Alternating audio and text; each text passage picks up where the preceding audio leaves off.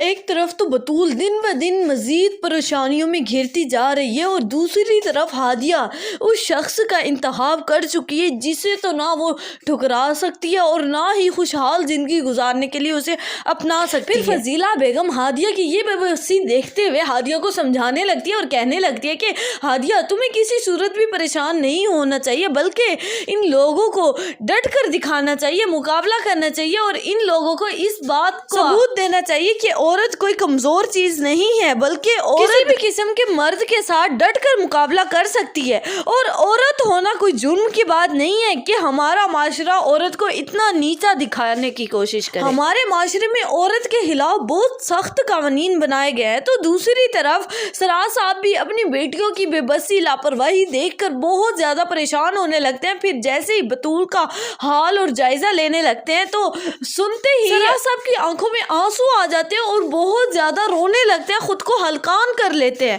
بطول بھی اپنے والد کی بے بسی کو دیکھ کر بہت زیادہ پریشان ہو جاتی ہے، وہ بھی ان کے غم میں برابر کی شریک ہو جاتی ہے۔ ہوش سنبھالنے کے بعد ساحل کے پاس پہنچ جاتی ہے اور اسے سمجھانے لگتی ہے، اسے کہنے لگتی ہے کہ ساحل اب تمہیں اچھے سے سمجھ جانا چاہیے کہ میں کسی اور کے حق میں آ چکی ہوں، میں تمہاری کبھی بھی نہیں ہو سکتی، اس لیے تمہیں چاہیے کہ مجھے بھول جاؤ اور مجھے اپنے دل سے نکال دو ہمیشہ کے لیے۔ ساحل بطول کو جواب دیتے ہوئے کہنے لگتا ہے کہ بطول میں کیسے تمہیں بھول جاؤں، یہ تم کیسی باتیں کر رہی ہو، اس گھر کے کونے کونے میں تمہاری یادیں بکھری ہوئی ہیں، میں پھر کیسے بھلا سکتا ہوں؟ یہ میرے لیے بہت مشکل کام ہے تمہیں بھلا دینا، میں کسی صورت بھی تمہیں نہیں بھلا سکتا کیونکہ بطول میں تمہیں برسوں سے چاہتا ہوں اور تم ہی سے ہی شادی کرنا چاہتا تھا، یہ تو بس ماموں کی عزت کا سوال تھا، مجھے اپنی خواہشات کو دبا کر اپنی محبت کی قربانی دینی پڑی۔ سو ویورز، آپ کا کیا خیال ہے کہ بطول عاشر کے ساتھ اپنا رشتہ نبھانے کی کوشش کرے گی یا عاشر کی اصلیت جاننے کے بعد ساحل کی محبت کا انتخاب کرے گی؟ اپنی قیمتی رائے سے آگاہ کرنا مت بھولیے گا نیچے کامنٹ سیکشن میں۔